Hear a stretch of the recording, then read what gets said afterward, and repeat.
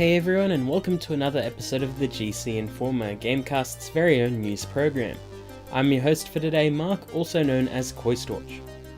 First up, the next DLC fighter for Dragon Ball FighterZ has been confirmed. While we don't have a trailer yet, we do have a few details and screenshots about the newcomer. Dragon Ball GT era Kid Goku will be joining the roster in the near future. Not only does his inclusion confirm that we can now have GT characters, but it also dashes any hopes that Ultra Instinct Goku will be making his way into the game this season. We have enough Gokus for the time being, and while this is Kid Goku, he is still undeniably a Goku. While GT may not be to everyone's liking, this incarnation of Goku will have moves from both the original Dragon Ball and GT, as can be seen in his use of the Power Pole. His moveset is described as something that will set him apart from all the other Gokus in the game.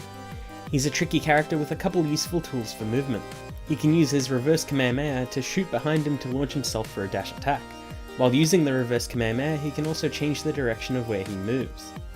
The Power Pole is used for long-reaching attacks as well as a launching tool for rushdown attacks. His Super Kamehameha special attack makes him go Super Saiyan 3 when there are 2 or less members remaining in the party. He also has 2 meteor combos. His first one is Super Ultra Spirit Bomb, which is very slow but it makes Goku invulnerable to attacks during the launch motion, and he can move about before the giant Spirit Bomb hits the opponent. He also has a hidden meteor combo which has everyone wondering what he'll do. Chances are it'll involve his Super Saiyan 4 transformation, but most likely it'll only be for that one attack and not an install, as coming up with an extra character model, moveset, and hitboxes would be really tricky. I imagine it'll be a Dragon Fist, as no version of Goku has had one yet in the game, and it's a fairly cool move that has been used a couple of times in movies and games. No release date was given, but chances are we'll see a short trailer soon enough, along with another character announcement, as so far all Dragon Ball FighterZ characters have been released in pairs. The pairings don't even need to be related to each other anymore, as was the case with Cooler and 17 and Videl and Jiren, meaning we may see another Tournament of Power Fighter as the next character, or we could even get another GT representative. Current rumours are building up for a Janemba reveal, which I would love as he was a vicious and powerful movie villain and would complement the new Gogeta coming at the end of the season perfectly. But nothing is concrete, and so far this season, Arc System Works have been trying their best to surprise fans.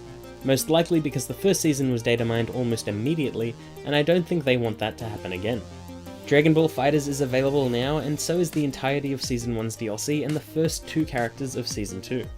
Lastly today, Nintendo released a short direct focusing on the indie titles headed to the Switch this year. There were a few big surprises out of the Nindies showcase and a lot to see. I'll only be going through a few of the larger points of the showcase in this video. The showcase started with probably the best Nindies news I could have hoped for. CupHead is heading to the Switch. That's right, previously a Microsoft exclusive, this absolutely brutal and gorgeous boss rush platforming shooting hybrid will be making its way to the Switch next month. It's cool too, as in the showcase the presenters specifically thanked Microsoft for allowing Nintendo to have the game, which implies that their relationship with each other is quite good, and may feed into the rumours of Xbox Live coming to just about everything imaginable. Blaster Master 02 was also revealed and released. I really like the idea behind Blaster Master Zero, as well as the inclusion of a bunch of other indies as DLC characters. But I was pretty terrible at the game itself, and while I appreciate it, this one just isn't for me. Katana Zero is a crazy level-based action game that uses a little bit of Braid for its crazy rewinding time and perception mechanics as you slice and dice your way through a variety of stages. Both you and the enemies take one hit to kill, so it's all about pattern memorization and quick reflexes. It also has some beautiful sprite work. Bloodroots looks like a similarly punishing game as well, with a fantastic art style and wacky combat. Everything is a weapon as you literally use the environment to your advantage and create elegant and chaotic combinations and chain reactions while battling your foes. Double Fine are teaming up with Bandai Namco for a new title called Rad. I wasn't too taken with it initially, but over the course of the reveal I was starting to love it.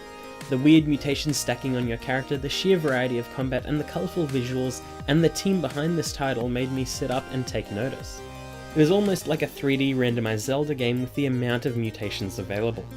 The Nindies had one last surprise as well, with the announcement of Cadence of Hyrule, Crypt of the Necrodancer featuring The Legend of Zelda.